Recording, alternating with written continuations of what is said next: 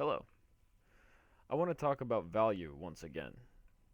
I've defined what value is generally in my Returning to Zero series, Part 1, but I've learned something more close to home about value. In my last video, I discussed love. What is love? How does it work? What is it as a thing by itself? Is it Cupid's arrows? Is it an emotion? Is it a magical spiritual pixie dust? Is love the act of sex? Do you make love when you spunk? No, I don't believe this is the case. These are all external factors. Emotions, sex, affection, being Twitter-pated, as described in the Disney film Bambi. No, these are all external factors we see associated with the act or experience of love. I'm going to start this discussion by redefining the term, and then describe how I think this new definition can leave us in a better place than society suggests. After all, society suggests we are helpless to control this crazy roller coaster we call love, right? First, what is the common assumption most of us have about love? Well, there's a secular concept and a spiritual concept. Then, of course, there's a biological concept. The secular concept is extremely emotionally driven. We often hear about being love-struck or being taken up with the emotions involved with a new relationship or attraction. It's these emotions we think of when we think of the experience of love. But is this what love is, as a substance? I don't think so. How about the religious concept? The Bible says there is faith, hope, and love, but the greatest of these is love. It defines love as love is patient, love is kind, it does not envy, it does not boast, it is not proud, it does not dishonor others, it is not self-seeking, it is not easily angered, it keeps no record of wrongs. Love does not delight in evil, but rejoices with the truth. It always protects, always trusts, always hopes, always perseveres. That's all well and good.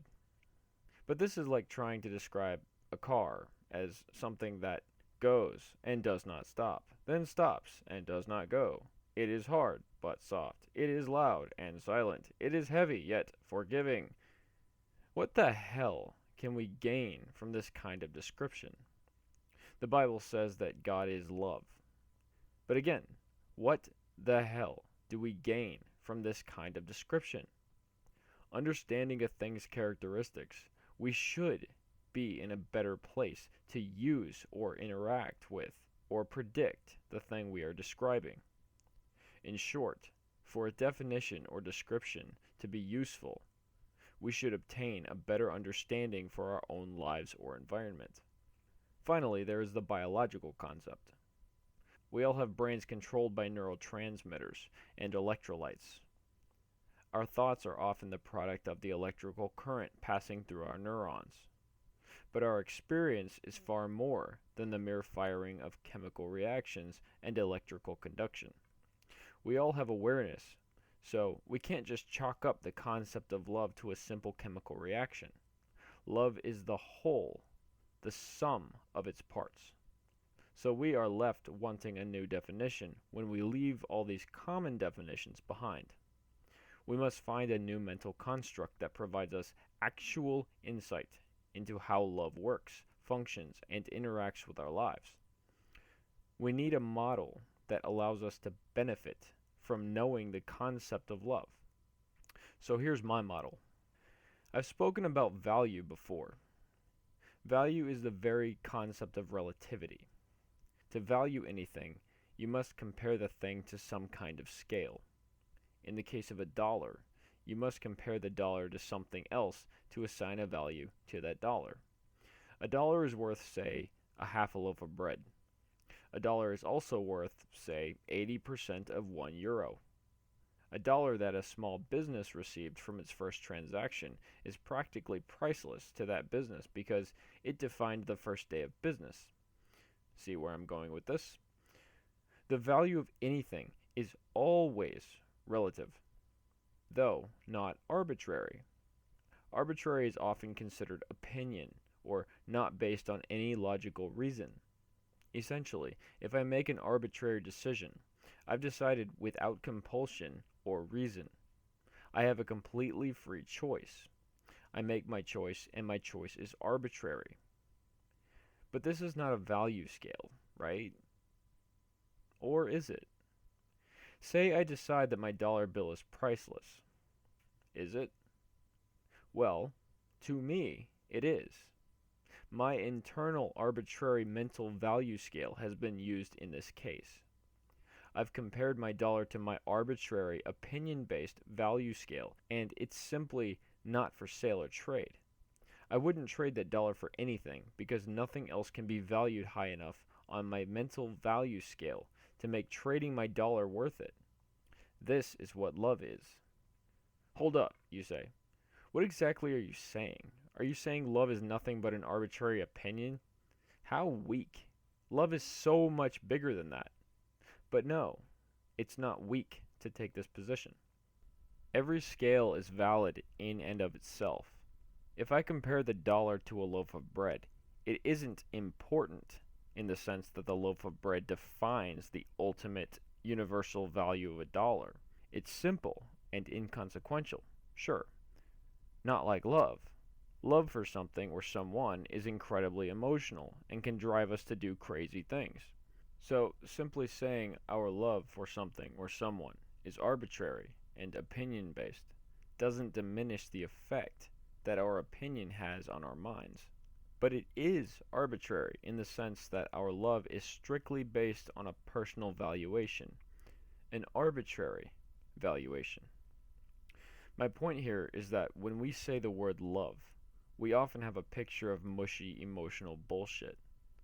But this is not the substance of love. Love is a cold, hard, personal value placed on something or someone. When you love something or someone, you have placed that thing or person on your mental scale of value and defined them as valuable, independent of all other factors. Timothy Blades made a response video to my last video. What I took from his video was, can we love or have affection for what's in the mirror, i.e., can we control our affection and apply it on purpose to anything we wish? I would say absolutely. If love is a personal valuation we place on something else, you can love on purpose. In fact, the term love is not a noun. It's an action, a verb. What we are doing is valuing.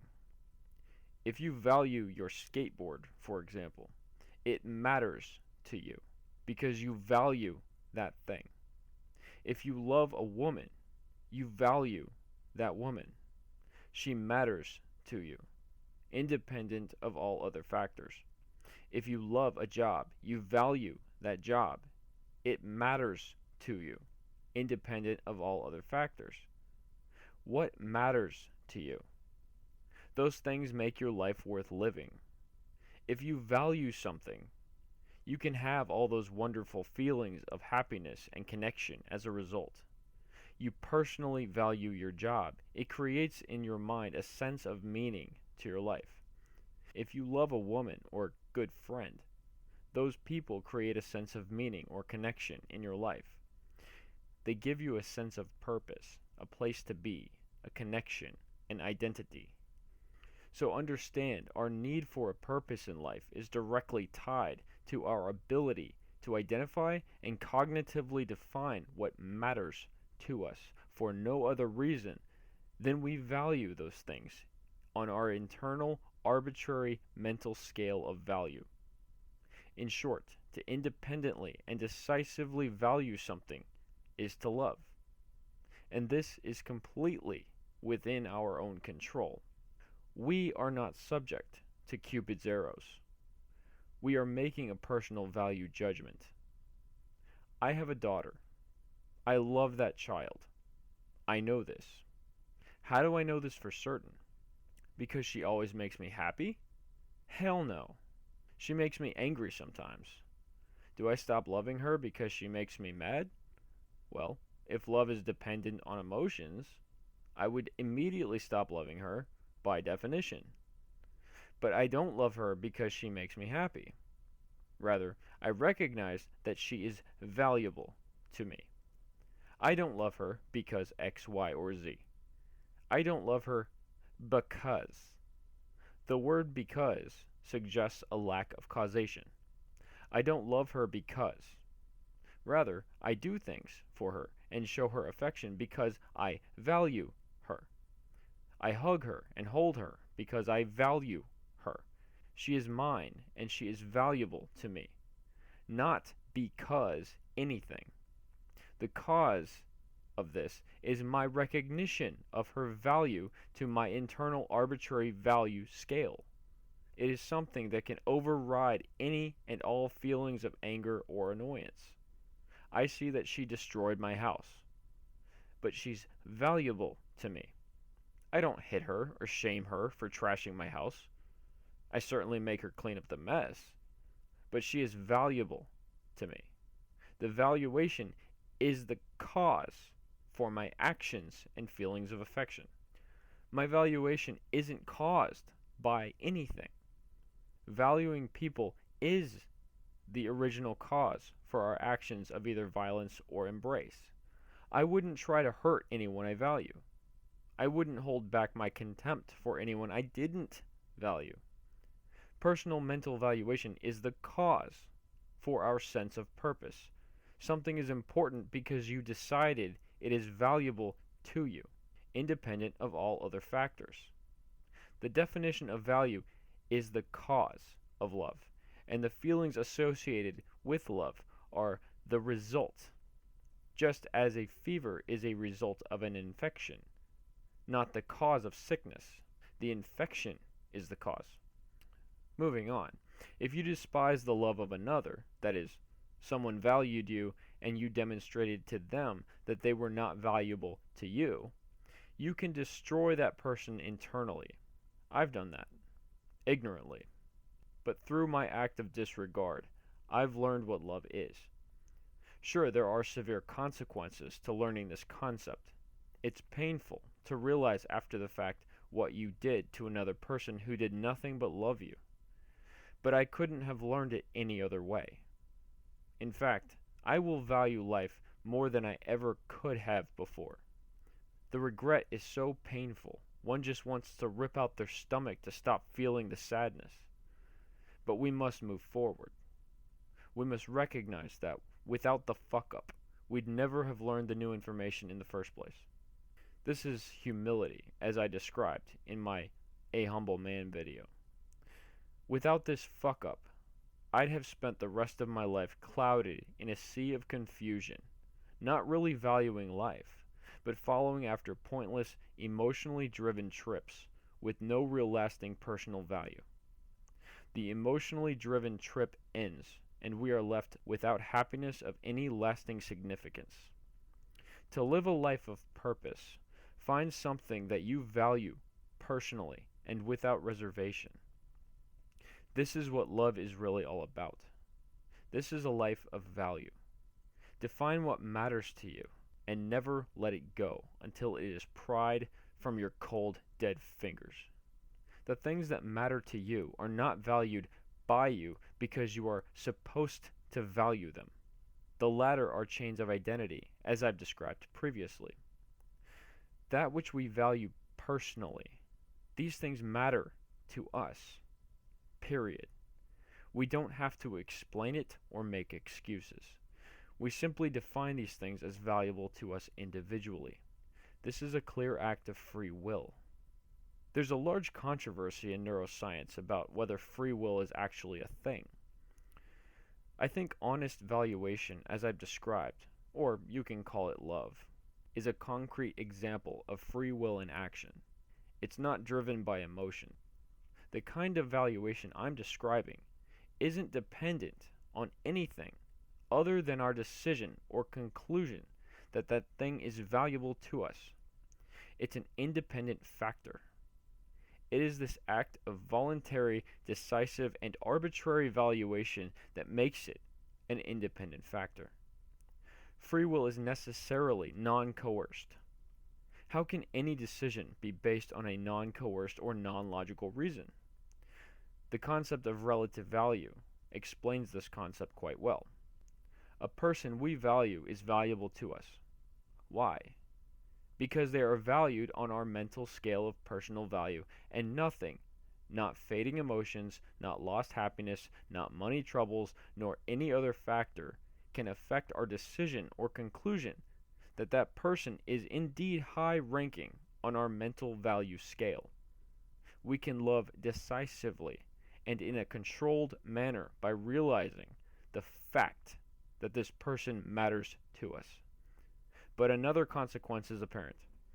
In the same way we can value and love voluntarily, we can also stop loving and valuing in a decisive and controlled way. I think grief and sadness are the result of rejection. But what causes prolonged grief? I think it's continuing to value something which you know is a lost cause. If you get rejected by someone or you lose someone that you love or value, and after this rejection or loss, continue to value that person, you are continuing to feel rejection or loss.